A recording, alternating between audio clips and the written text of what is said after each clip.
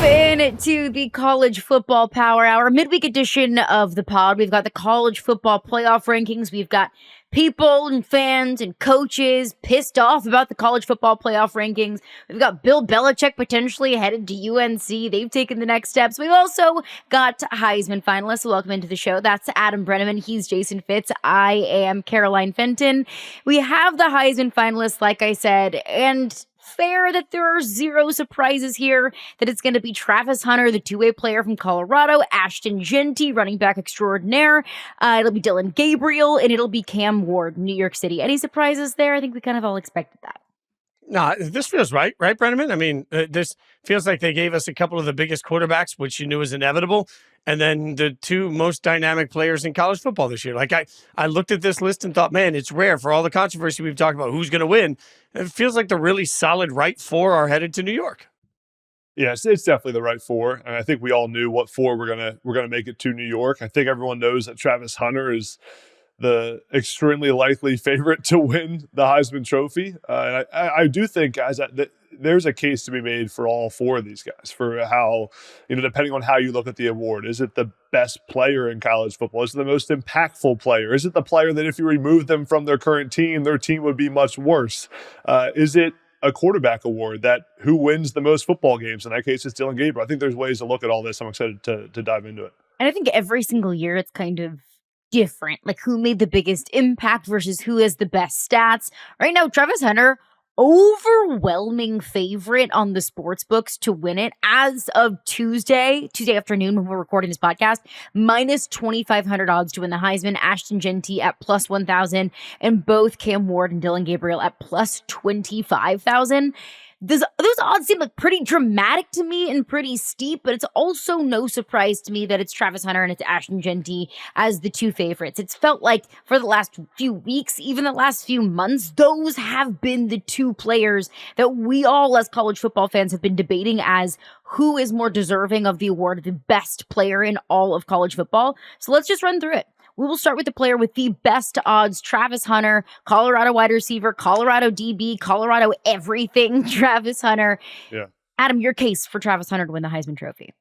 Yeah, I mean, listen, he's the only player in college football, maybe history, to play over 150 snaps a game. And I know snaps are not a stat that we track on the stat sheet for impact in a game, but that is a lot of football he's playing and making a big impact on his Colorado team. When you consider the production that Travis Hunter has had on the offensive and defensive side of the ball, I don't see how he isn't the most deserving player for the Heisman Trophy.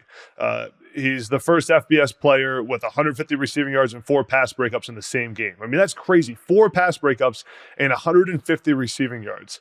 Only player in history to win the conference offensive player of the week and defensive player of the week in the same season. Hunter just won the Lott Impact Trophy for the best defensive player in college football.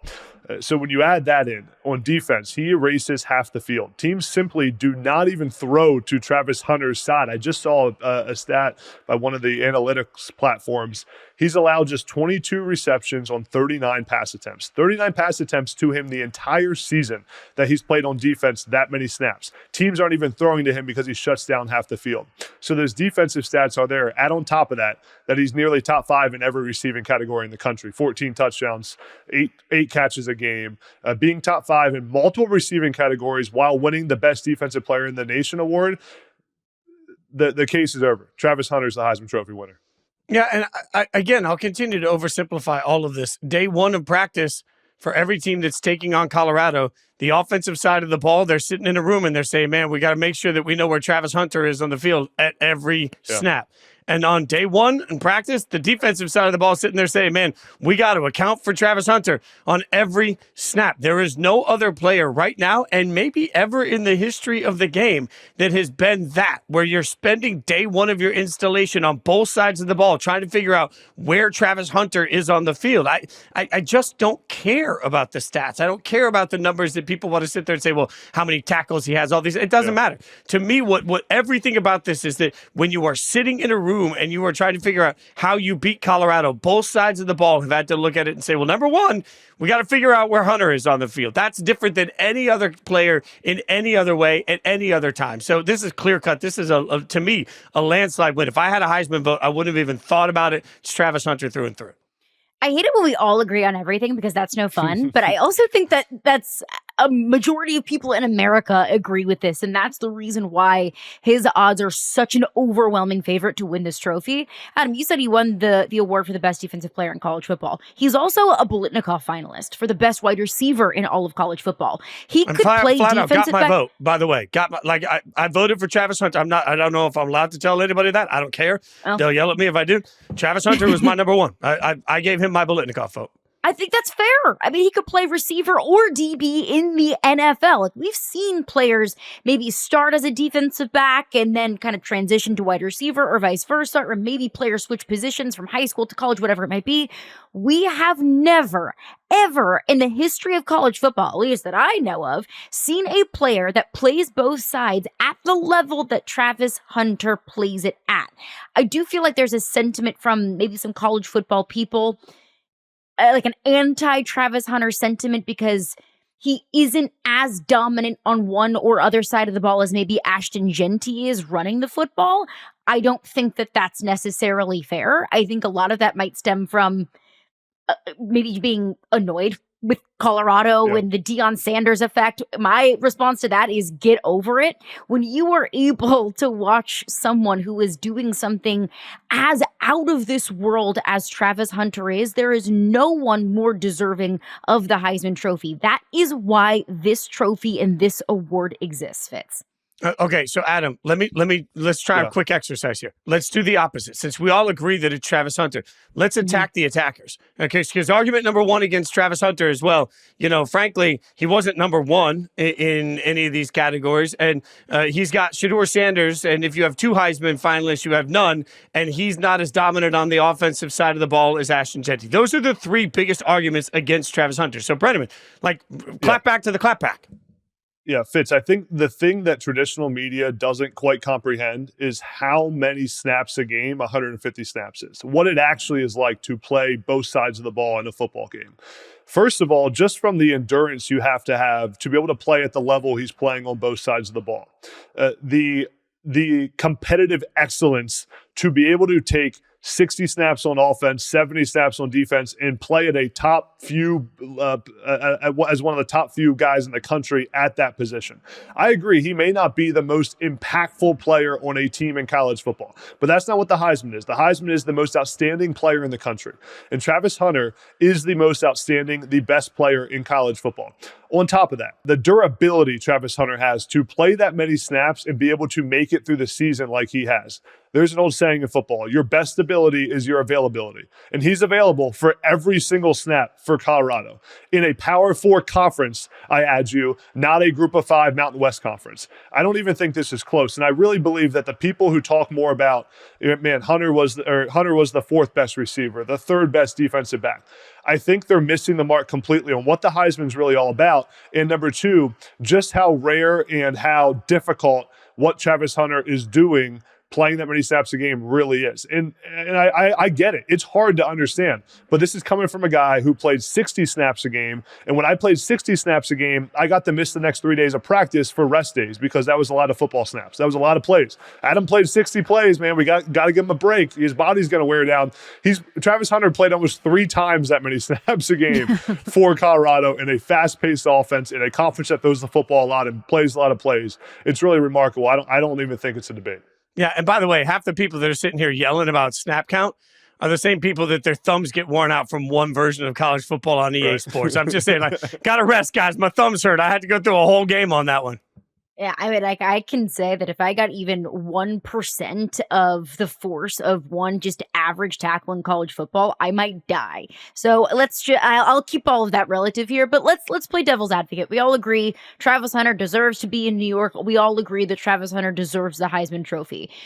The second best odds, Ashton Jeanty. Now, as much as I am banging on the table for Travis Hunter to win the Heisman Trophy, I very much so see and understand the argument for Ashton Jeanty. Because just like we said, we haven't seen anyone do what Travis Hunter is doing in college football. We don't often see what Ashton Jeanty is doing for his team. The reason why Boise State is not just in the college football playoff, but has a first-round bye is because of Ashton Jeanty. He's averaging 10 yards a carry, which is just inconceivable. We haven't seen a college running back this productive since Barry Sanders.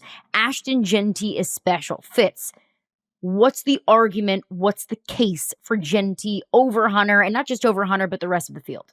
Well, I think the case is that he was so much of the offense. The workload was there for him. Everybody keyed on him and nobody could take him away, right? The case is that you're not used to seeing somebody that can bust open the field the way that Ashton Jeanty busts open the field, simply running the football. And frankly, watching him be a bowling ball when he needs to, but also watching him hit fourth and fifth gear. I mean, there's something truly special to what we're seeing here. And I think it's important context to say, hey, we're having this conversation about the greatness of Travis Hunter. It doesn't mean that Ashton Jeanty isn't also spectacular. And, frankly, if you look back at the way that this year went, I think that Oregon game really plays well in the conversation about Ashton because he had a big game against the number one team in the country. And that at some point, the argument against is, well, who has he played? Which is the same argument we make against every, random college quarterback that throws for 40,000 yards in a season and plays for a nobody school, right? It's just what we do. But I do think the Oregon game is a little bit of the feather in the cap. And, the game over UNLV is a top 20 team also. So there just haven't been a lot of ticks for him to get the chance to get the national, maybe love against a huge opponent. But you can't take anything away from his dynamic style and what it's meant to Boise State this year, Adam. Yeah, the case for Ashton Jeanty to win the Heisman is that if you remove Ashton Jeanty, Boise State's a 6-win team and doesn't win the Mountain West and isn't even sniffing the door of the college football playoff. If you remove Travis Hunter, I think Colorado loses one or two more games than they did this season. But again, to me, that's not what the award is really about. That's the most impactful player. Who makes the most impact on a specific team? It's Ashton Jeanty, not the most outstanding player in the country.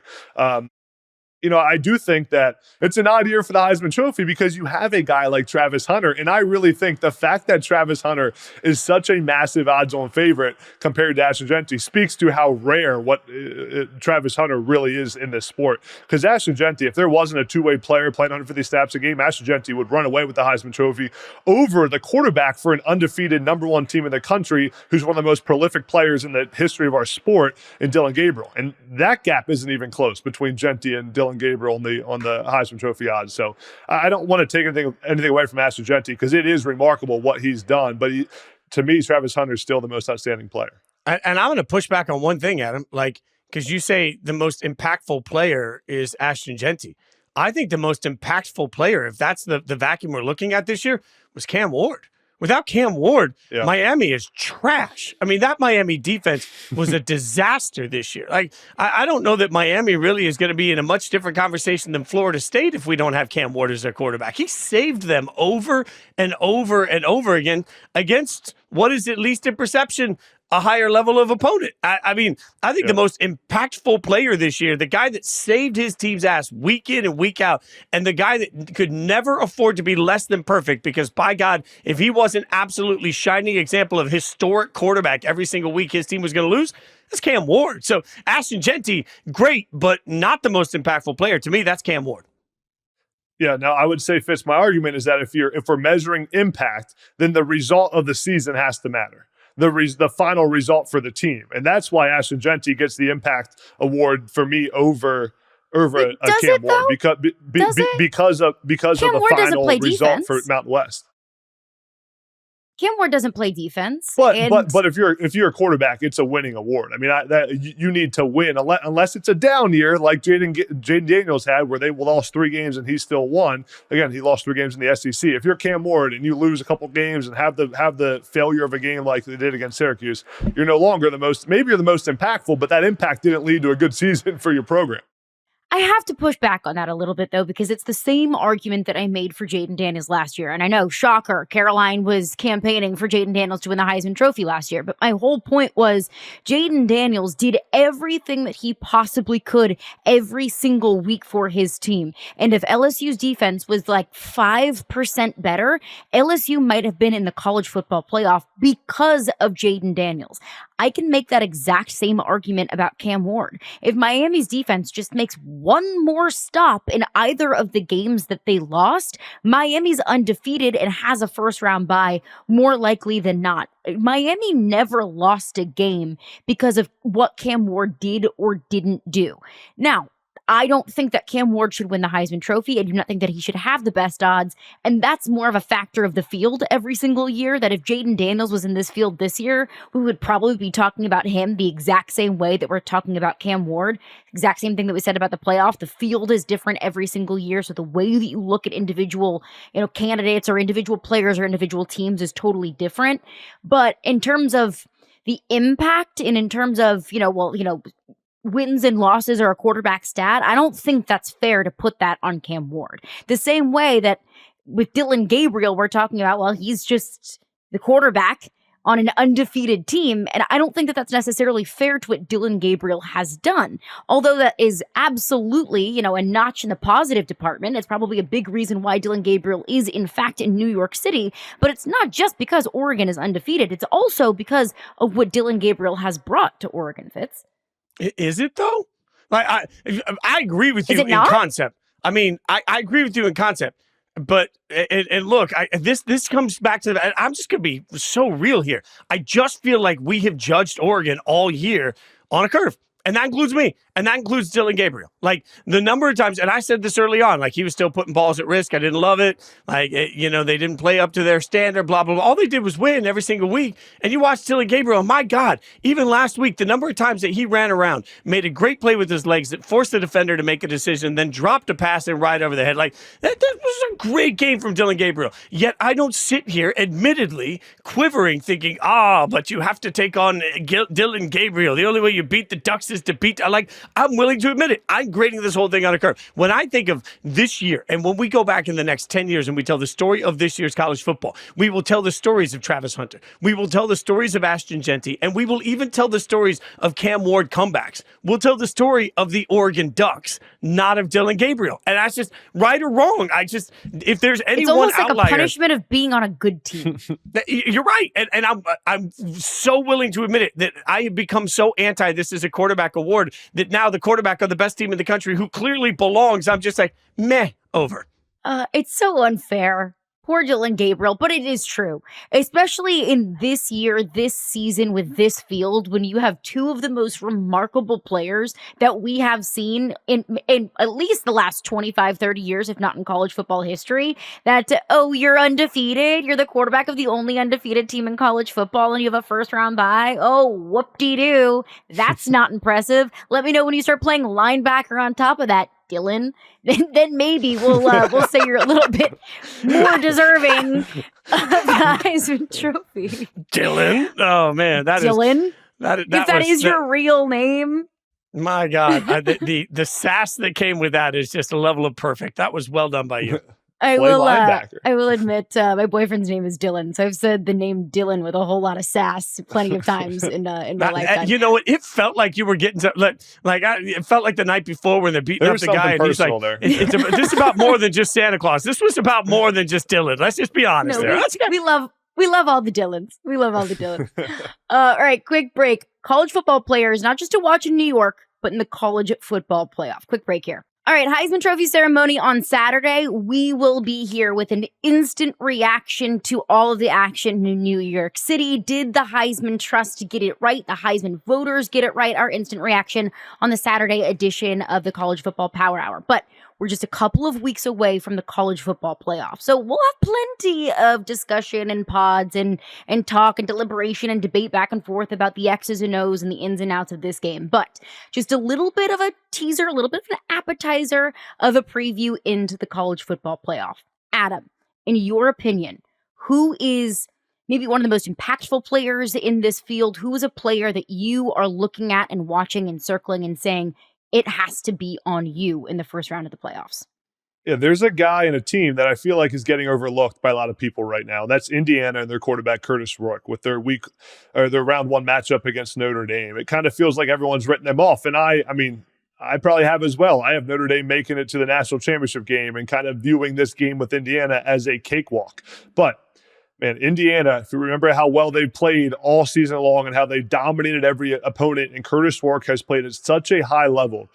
Kurtis Rourke is the key to this game against Notre Dame. Without a doubt, if Kurtis Rourke plays well, Indiana has a chance to win this game. The critical aspect of this is how Kurtis Rourke handles Notre Dame's blitz packages. Notre Dame and Marcus Freeman love to bring pressure, love to be exotic and creative on defense. So Kurtis Rourke has to manage that well. And what happens when defenses use blitz and are exotic on defense is it creates tons of opportunity. It's a ton of opportunity if you can manage it well. And I look at a guy like Kurtis Rourke. He's played 6 years of college football. That gives him an edge against Notre Dame in identifying what they're going to do.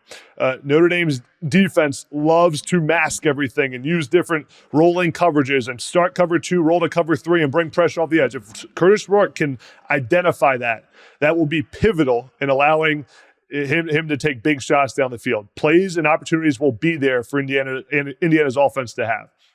The other part of this is, Kurtis Rourke isn't a dual threat quarterback, but he has enough mobility to evade that pressure and extend plays. I think that matches up really well against a team like Notre Dame who loves to bring that pressure on defense and play aggressive. So Kurtis Rourke and his ability here to really manage this game well and then make plays when the plays are there will determine the outcome of the game. The key for Kurtis Rourke is to dictate the terms of engagement with Notre Dame. He needs to set the tone of this game and not allow Notre Dame to set the tone themselves. He needs to recognize blitzes, get the ball out quick, and then establish that run game with even his own legs running the football. And if he does that, I think Kurtis Rourke and Indiana have a real chance here. This is going to be a close game, and it's an in-state game. Everyone forgets. This thing's a rivalry. It's a big game for Indiana, the biggest game in program history and the best season they've ever had. Kurtis Rourke's the impact player in round one for me. So I love a lot of what you said, but it leads me to the player to watch, the impact player for me. Same game, different team.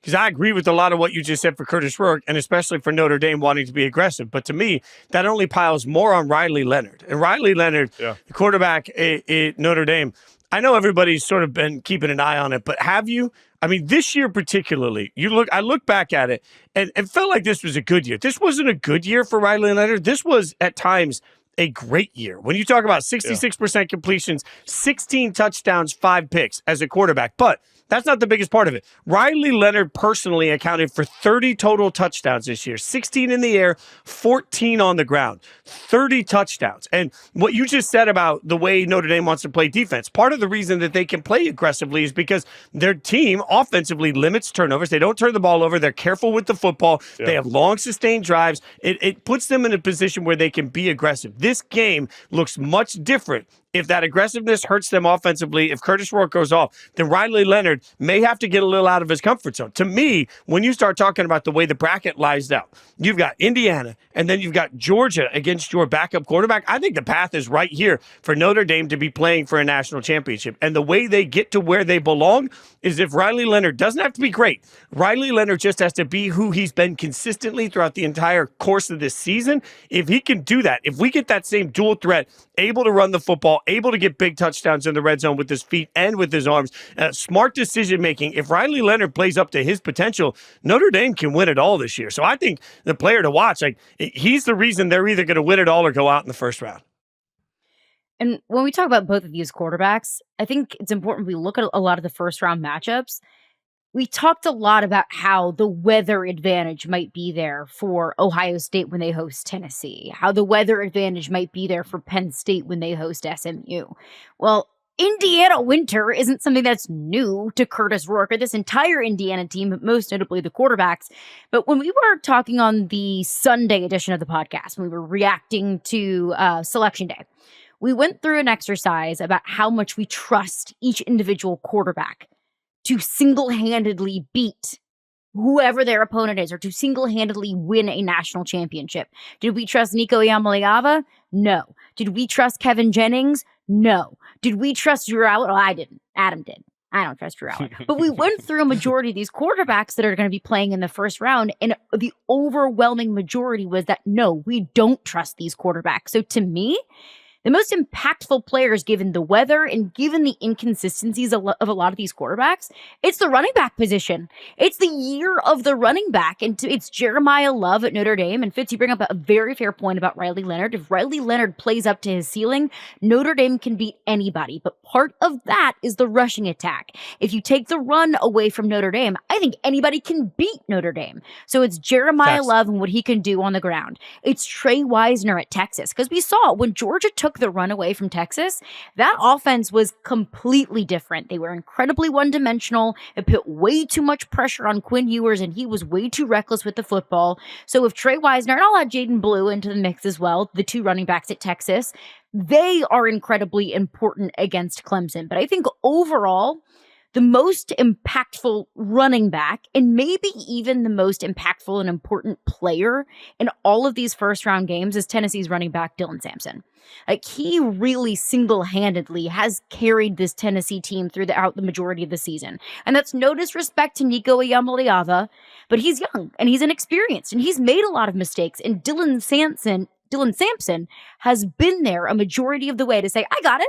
Like, you turn it over, you make a mistake, you're not going through your reads, I got you.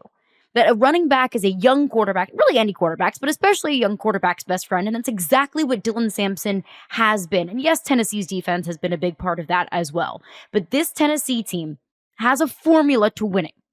And it's Nico Iamaleava taking care of the football. It's the defense holding opponents to about 20 points at the most. And it's Dillon Sampson hitting that 100-plus rushing yard mark.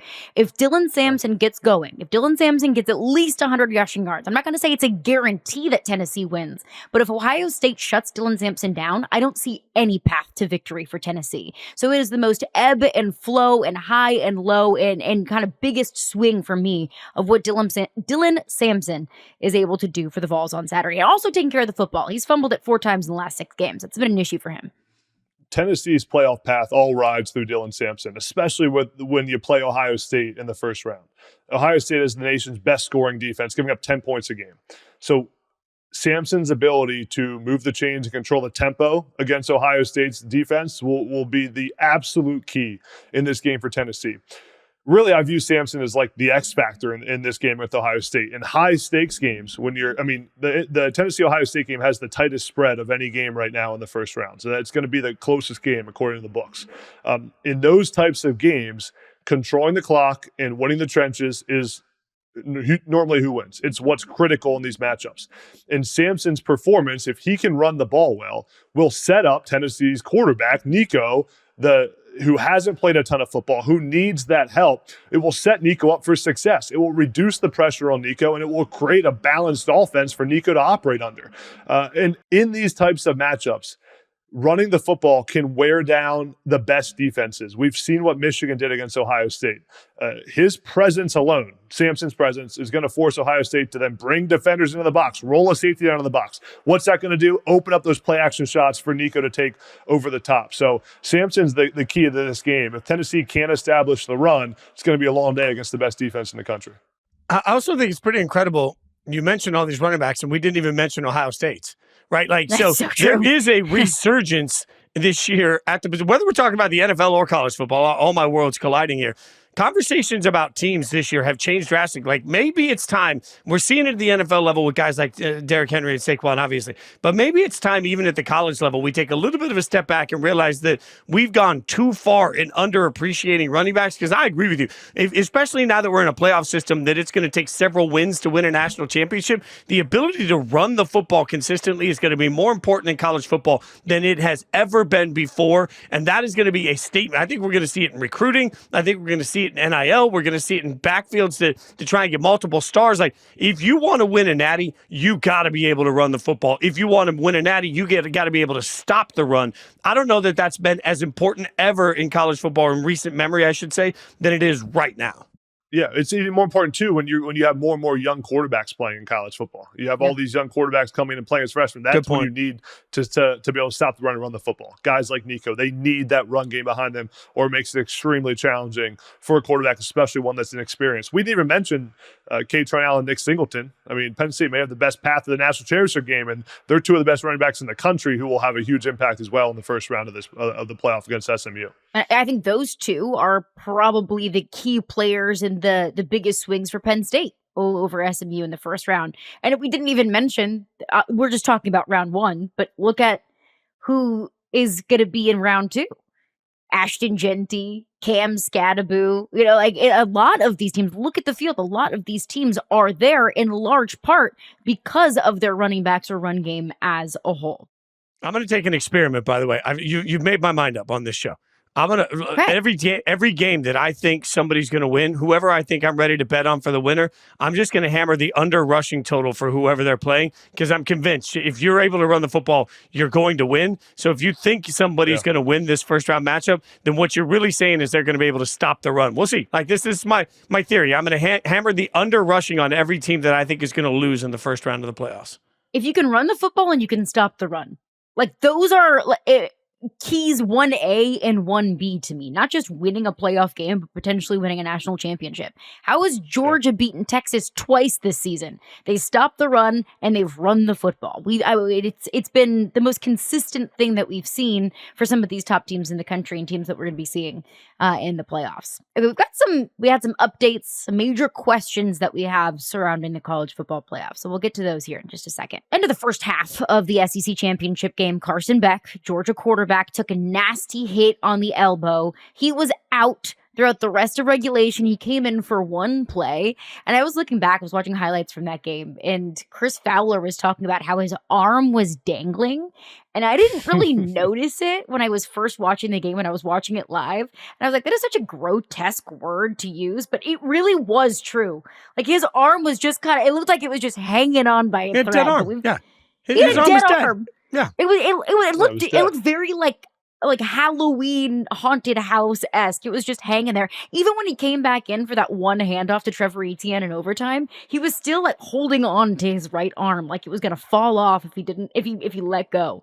But we got some updates about Carson Beck. He did in fact tear his UCL. Now there are so many things up in the air. Is it going to require surgery? Will he be available for the Sugar Bowl? At the time that we're recording this podcast on Tuesday, all of those things are still up in the air. Georgia gets the first round bye. That's huge. That's probably the biggest thing for Georgia right now, is that they get that rest and they have a little bit more time to figure out what is Carson Beck's path to recovery. But if he's not able to go, and right now all signs point toward likely not, can Georgia win a playoff game? Can Georgia win the national championship without Carson Beck? Yeah, I mean, I think Georgia can. I mean, you look at what they've done with Carson Beck this season. Georgia has won this year when Beck played well. They also won when Beck played bad. Beck was not a determining factor in how Georgia played throughout this season. They won the SEC championship game against Texas when Stockton played well, and also when he played bad. I mean, he had some really good plays, also threw a terrible interception in that game, and Georgia still found a way to win. If Georgia plays defense the way they did against Texas in both games, they could win with me at quarterback. Who plays quarterback doesn't really matter as long as they don't turn the football over. So Georgia still has. But even if they do turn the ball over, the first time they beat Texas, it doesn't matter. He threw 3 picks, and they still won.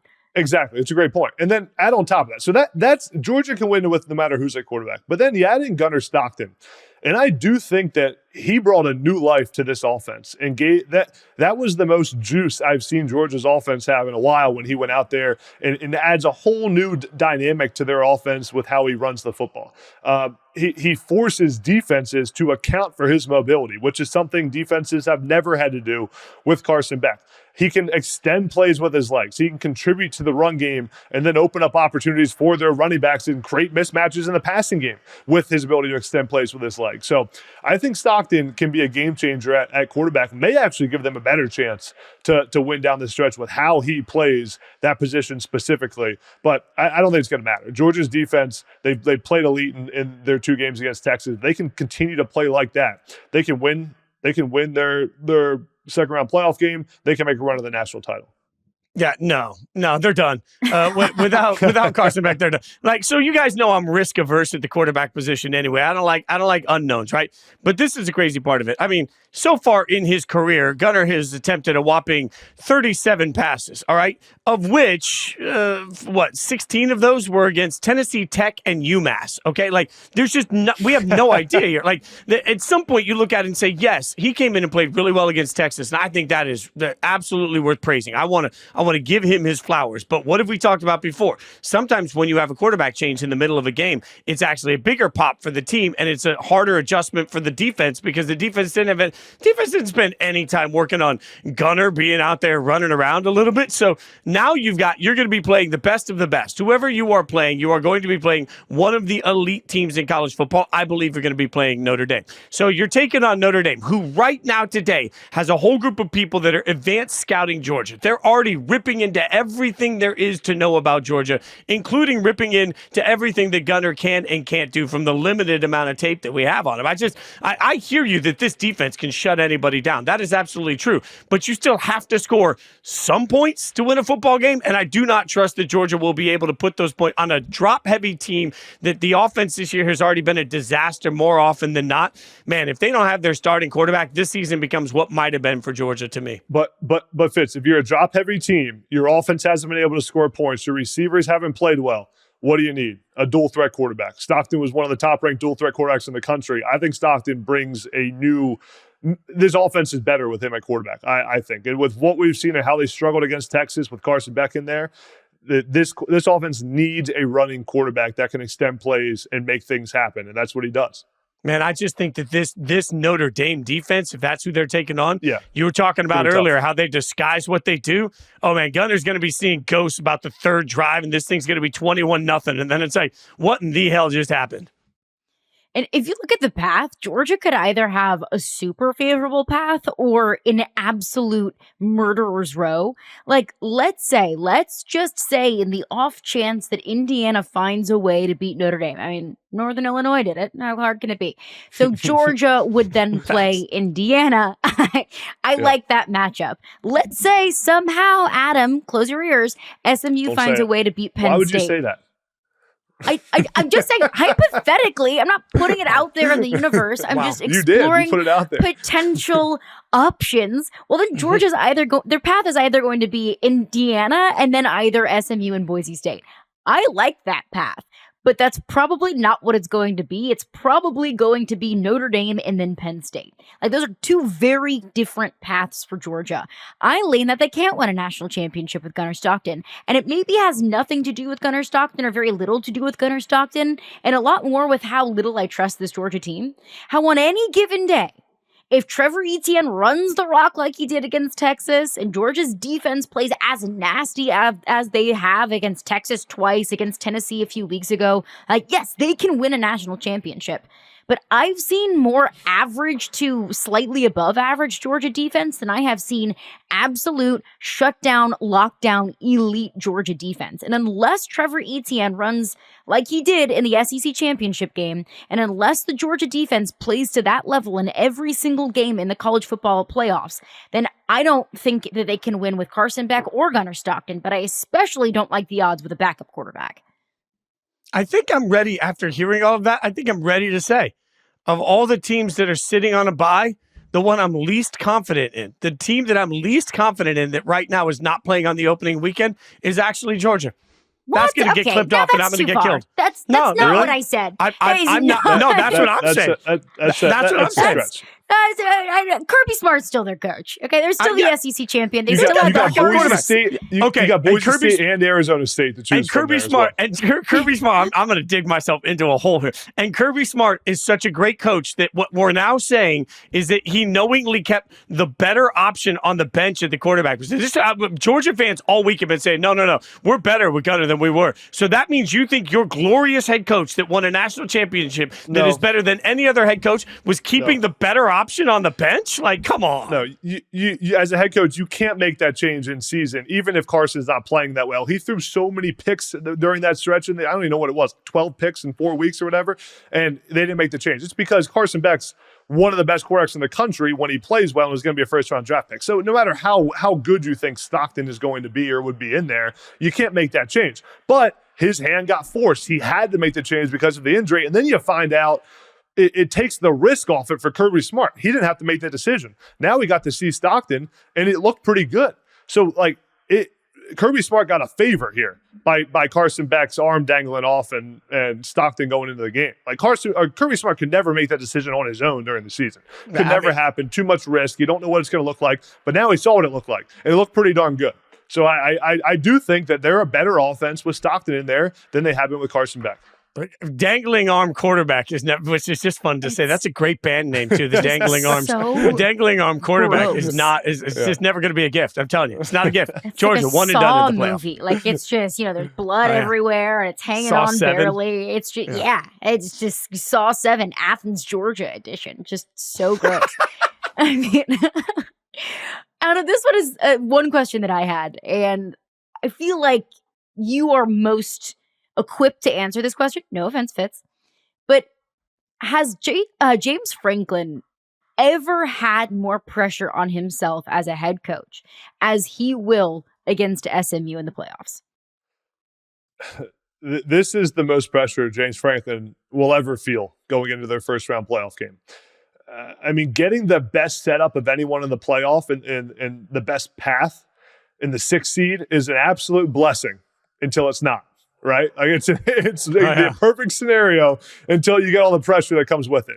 If you lose to SMU at home, if you're Penn State and James Franklin, you're in trouble. If you win the SMU and Boise State game, great year. No one cares what happens after that. Everyone's happy. Then once you do, you reach the playoff semifinals and the pressure's off and you go have fun. But these next 2 games are massive because of the notion and because of the data, the statistics that Penn State has struggled in the biggest games against their best opponents. Now, you add in a very favorable factor for Penn State. It's the biggest game Penn State's played in the James Franklin era. This is the biggest one. First round home playoff game in the first year of the 12-team playoff. You add in that SMU shouldn't be on the same field as Penn State. Penn State recruits better. There's better talent. There's better resources, more NIL money, better everything than SMU has. Well, maybe not NIL money based on the oil money SMU has had recently, but better everything for Penn State. This is the game you have to win if you're James Franklin. And I think everyone knows that. My hope for Penn State, and if I'm Coach Franklin right now, you have to find a way to let your players play loose and play free. I think it's one of the reasons we saw Penn State's offense play well against Oregon. Penn State felt like there wasn't a lot to lose in that game. They were still going to host a first-round playoff game if they lost. No one expected Penn State to be there, so they let it rip. Drew Alley was taking shots down the field. The run game was good. The offensive line played dominant. It was firing off the ball. They looked like a loose team. You can't play tight in this game against SMU or you'll lose. SMU's good enough to beat Penn State. So there's so much pressure in this game. What I will say is offensively, things are clicking all of a sudden for Penn State. Oregon is one of the top defenses in the country, and Penn State put up 300 rushing yards, 9 yards a pop, 9 yards a carry against Oregon, 7 of 13 on third down. You just can't have the interceptions that Drew Aller threw, but I'd rather Drew Aller take shots down the field and be aggressive with the way he was against Oregon than play passive like he did at some points in the season. If I was James Franklin, I'd much rather be concerned with my defense going to this game than I would be concerned about my offense going into the playoff. Because the defense is going to be fine at Penn State. Tom Allen, that defensive line, they're going to be okay. But SMU is capable of going into State College and winning. And ultimately, it comes down to how well the defense plays. The pressure is on for James Franklin and Penn State. They have to win this game. And then ultimately, Fitz, they're going to have to win round 2 as well against Boise State. That's going to become another must-win game for Penn State.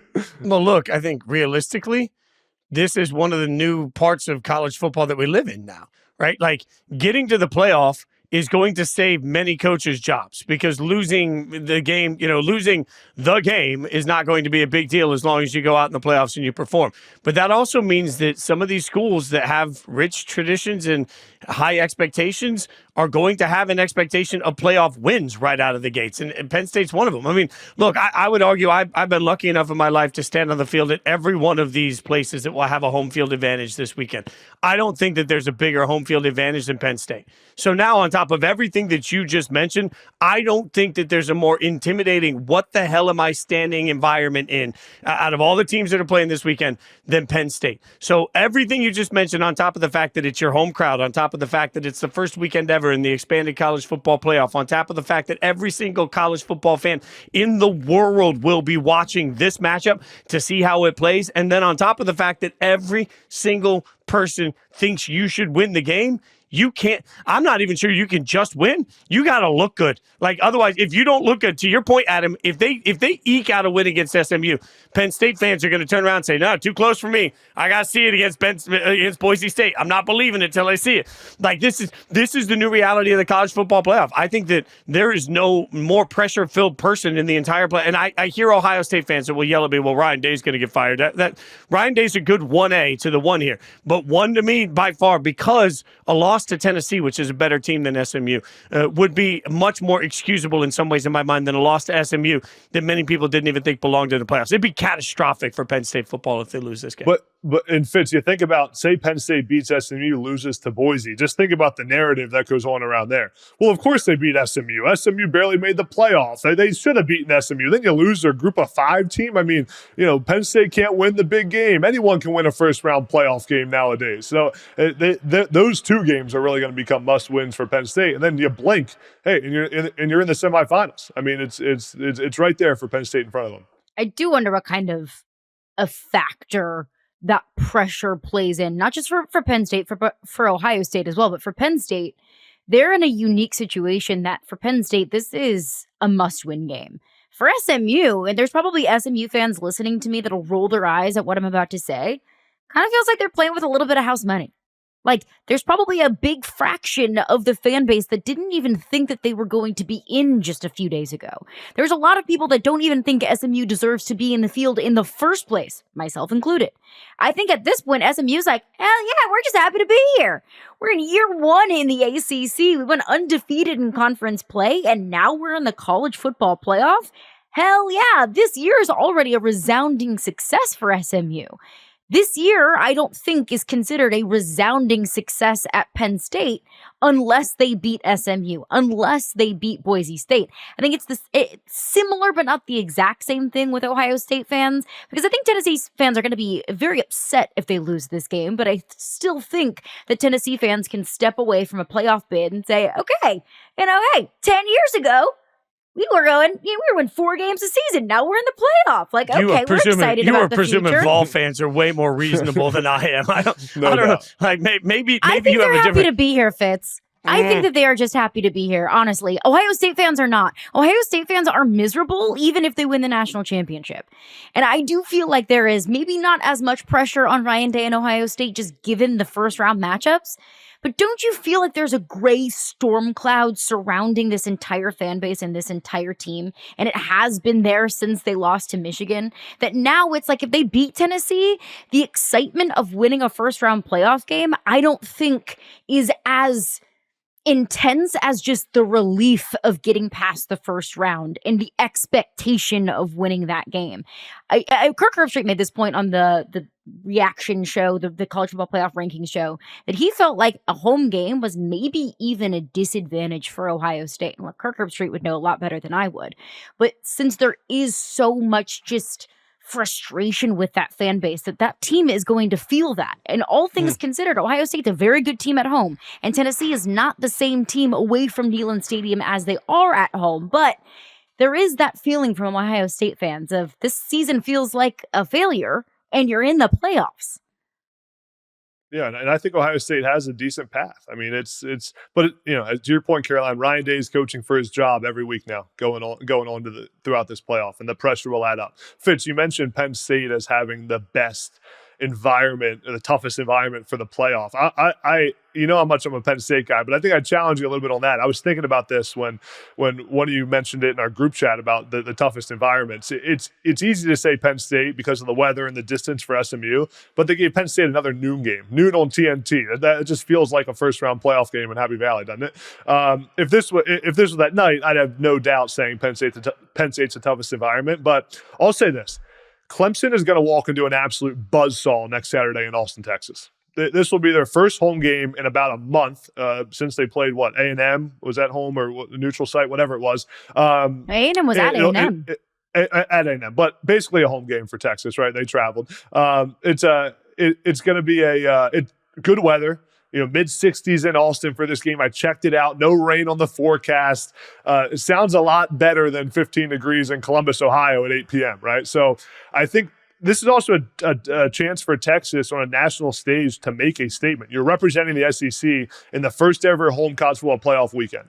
They just finished up a multi-million-dollar renovation on their stadium. It's going to be a hostile environment in Austin. And also, the Clemson fans will travel as well. So that's going to be a good environment too, with some of the traveling that goes on. It's not that far away. So I think it's going to be a great environment in Austin, and it's going to give Texas the best home field advantage in the playoff, just because Penn State got a noon playoff game. I like don't Texas. know. I will just say Happy Valley is the only place I went, of all these schools, the only place I went where I left. I was driving back 2 hours after I left. My teeth were still like chattering. You could still feel the ground from I've never experienced anything like it. Just the rumble. It was a whiteout game. It was at night, admittedly. So there was a lot of other factors, but of all the experiences I've been to in person, I'm not sure. LSU, obviously, Death Valley, that was high on my list also. But of the teams that are in the playoffs right now, Austin did not hold a candle when I was there to what I experienced, but it is a playoff game, so we'll see. And it will be a whiteout, even though it's a noon game in Happy Valley. Yeah. It'll still be whiteout energy for Penn State. I just had to give something other than Penn State and Happy Valley. That was too easy of a pick for me for the best environment. Just stepping out of the Homer comfort zone. That's no okay. doubt. I got to believe it. I got to believe it. I might be putting too much, weight on the weather. I think that's more so just because I'm such a ninny when it comes to the cold, and anything below 60 degrees, please don't ask me to do anything. But I think Tennessee going into Ohio State, that weather advantage for Ohio State is massive. You've got a young quarterback from Southern California. You've got a running back from South Louisiana, a team that was boohoo whining about the benches in Athens when it was 55 degrees, how they didn't have heaters or, seat heaters or whatever it was. Maybe I'm thinking too much into the weather and how cold it's going to be at 8 p.m. in Columbus, but that's an advantage, I think, for Ohio State for sure. Yeah, it's an advantage. Agreed. Yeah. All right, that's going to do it for us today. We'll be back on Saturday night, a full reaction to the Army-Navy game and to all the action in New York City, our reaction to the Heisman Trophy ceremony. He's Jason Fitz. You can follow him on Twitter at Jason Fitz. He's at Adam Breneman 81, and you can find me at Caroline Fenton 1. Always appreciate you guys for stopping by the podcast. So like it, subscribe, review it, tell your friends about it. However you want to interact with the podcast, we always appreciate y'all for being here. We'll be back on Saturday night. We're out.